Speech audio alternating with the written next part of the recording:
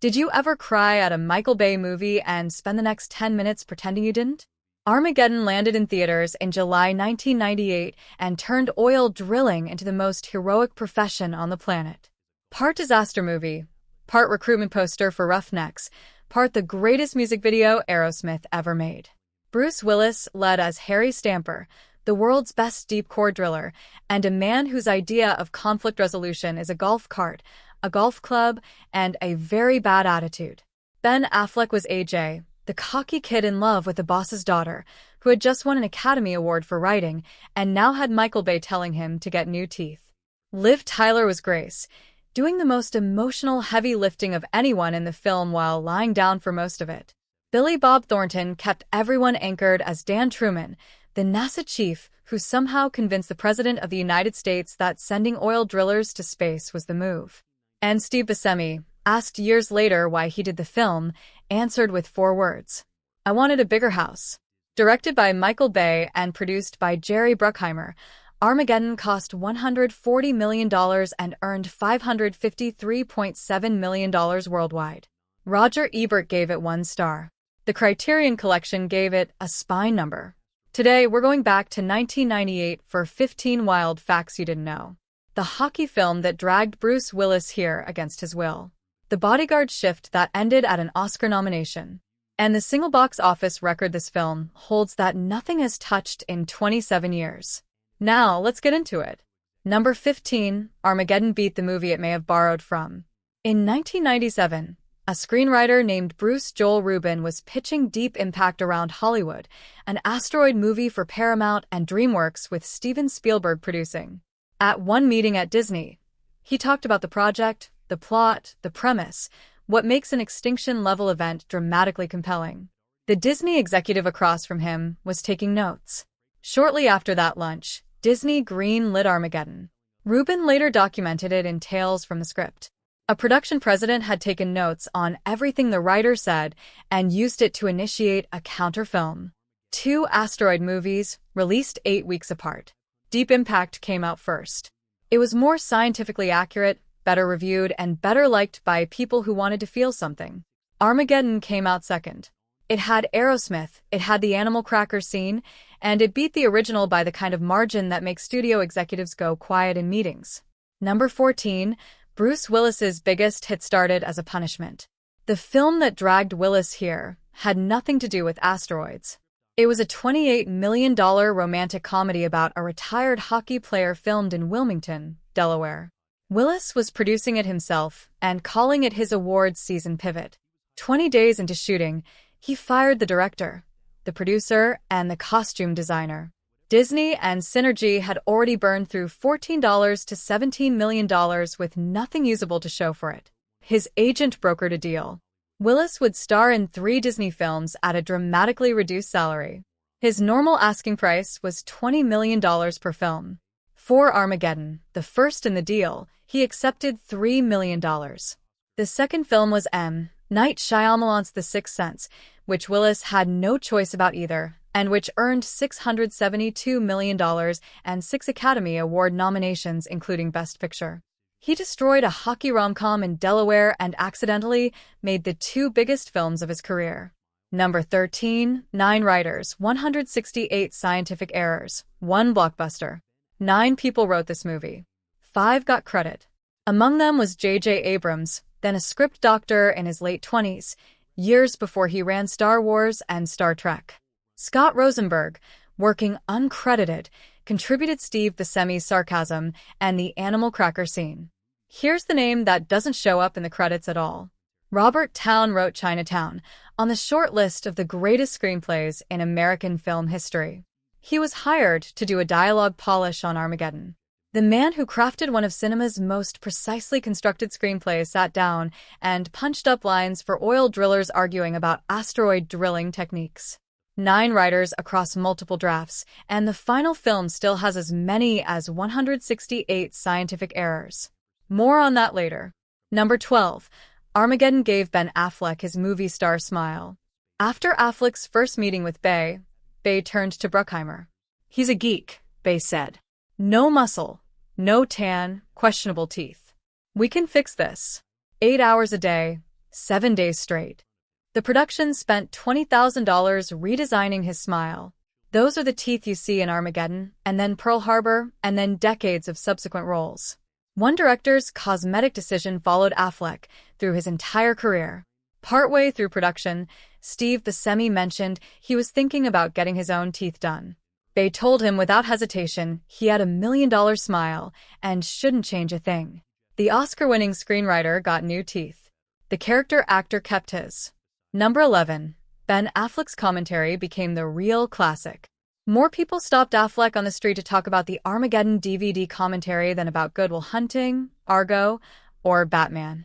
None of it comes up as often as a 150-minute audio track where he spent the whole runtime trying to convince you the movie was bad. In April 2025, Affleck told the Criterion Collection, "People approach me to talk about the commentary on this disc as much as they do movies that I've been in."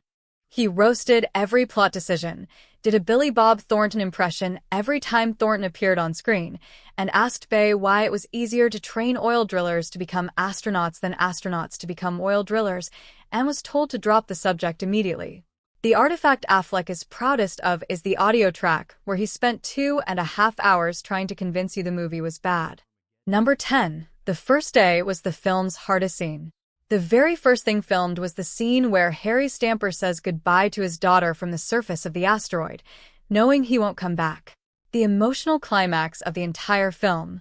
Willis was there under contract, having taken $3 million instead of $20 million. Working for a director he would later say he would never work with again. He had not shot a single other scene. To actually cry, he propped up photographs of his real daughters in front of him. A man who didn't want to be there, playing a man who couldn't leave, saying goodbye to fictional children using photographs of his actual ones. The tears are real. The situation is not. Number 9. Ben Affleck had a trash can during the goodbye scene. There was a garbage can just off camera during the filming of that farewell scene. Affleck confirmed it in early 2026. The film's most emotionally devastating scene was filmed with a trash can beside the leading man. Affleck concluded the physical misery probably contributed to the authenticity of his performance. Willis looked at pictures of his daughters. Affleck had a trash can. The scene still works every time. Number 8. The bodyguard, who became an Oscar nominee. Before Armageddon, Michael Clark Duncan had spent years working as a bouncer and bodyguard in Los Angeles. His clients included Will Smith, Martin Lawrence, Jamie Foxx, LL Cool J, and the Notorious B.I.G. On March 9, 1997, Biggie was killed in Los Angeles after a party following the Soul Train Music Awards. Duncan was supposed to be guarding him that night, but had switched shifts to go guard Babyface instead. He quit the bodyguard business after that. Within months, he was auditioning for Armageddon. He walked in and poured a bottle of water over his own head before saying a single word. He got the part. On set, he became close with Bruce Willis, who personally called Frank Darabont and recommended Duncan for the role of John Coffey in The Green Mile. Duncan received an Academy Award nomination for Best Supporting Actor. One shift swap separated the first chapter of his career from the second.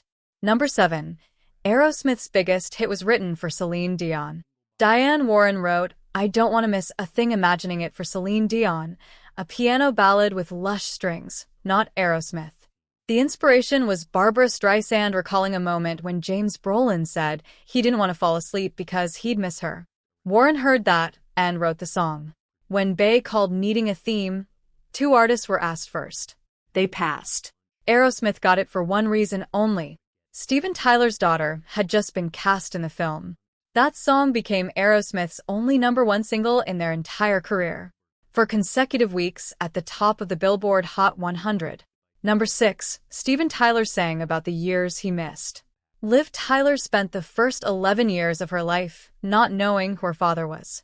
Musician Todd Rundgren agreed to be listed as Liv's father to protect her from Tyler's lifestyle. She grew up as Liv Rundgren with a poster of Aerosmith on her bedroom wall. At age 11, she looked at that poster and figured it out. By 1998, she was on screen watching her fictional father sacrifice himself while her biological father sang about not wanting to miss a single moment of someone's life in the background. The song wasn't written about them. The film wasn't written about them. But the missed years, the fathers and daughters, the time that can't be recovered, wasn't fiction for anyone in that family.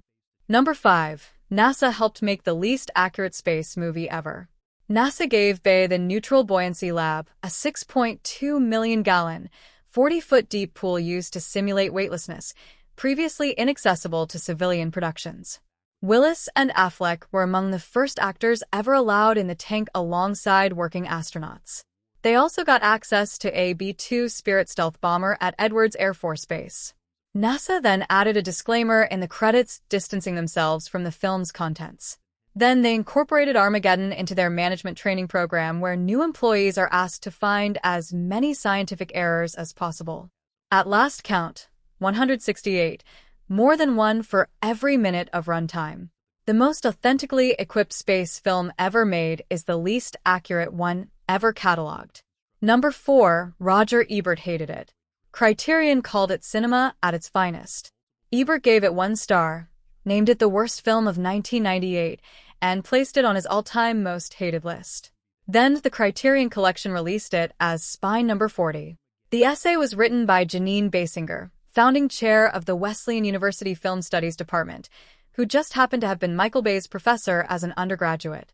She called it a work of art by a cutting-edge artist who is a master of movement, light, color, and shape. Bay's college professor wrote the essay that got his movie into the Criterion Collection. Number 3. Michael Bay apologized for Armageddon, then took it back. Promoting Pain and Gain in 2013, Bay told the Miami Herald he would apologize for Armageddon because they had to make the whole movie in 16 weeks and that he would redo the entire third act if he could. He also revealed his VFX supervisor broke down mid-production, leaving him to call James Cameron and ask what to do. Bay then posted on his website that the reporter had twisted his words and that he was proud of the film. 2 months before release, a rough cut screened at Cannes. The room laughed. It was the highest-grossing film on the planet by August. Number 2. Bruce Willis hated the deal that made him huge. Willis despised Bay's directing style and has never worked with him again. The film grossed $553.7 million, Disney's highest-grossing touchstone picture ever. Then Disney handed Willis the second film in the deal. Night Shyamalan had a ghost story, a $40 million budget, and no track record. Willis had no say in it. The Sixth Sense earned $672.8 million and 6 Academy Award nominations, including Best Picture. Willis entered the arrangement furious and humiliated. He exited it as the most commercially successful actor on the planet because of a hockey film you've never seen and a debt he had no choice but to pay. The worst professional decision of his career turned out to be the most lucrative one. That's not a lesson. That's just what happened. Number 1. Armageddon was the last of its kind. The highest-grossing film of 1998 worldwide. No sequel, no franchise, no IP. Original story, original characters, oil drillers in space. It beat Saving Private Ryan globally. It beat Godzilla, There's Something About Mary, and A Bug's Life. Since 1998, not a single year has passed where the highest-grossing film globally was a completely original film that never spawned a franchise. Mission: Impossible 2, Harry Potter, Lord of the Rings, Pirates of the Caribbean, The Dark Knight, Avatar, The Avengers, Star Wars, The Force Awakens, Black Panther, Top Gun, Maverick. Every annual global winner has been a sequel, a prequel, a franchise entry, or an original that spawned one. Barbie briefly threatened the record in 2023. Then Barbie 2 was announced. The record stands. Before The Phantom Menace kicked off the franchise era, before the MCU locked everything down, Roughnecks with a drill and a detonator beat everyone, and nothing like it has happened since. And there you have it. 15 facts about Armageddon. The man crying on screen was looking at photos of his real daughters. The man next to him had a garbage can for company. The song was written about Barbra Streisand's fiancé and given to a rock band because of whose daughter was in the cast. The director apologized, took it back, and called James Cameron for help during production. The star was there because of a debt, not a decision.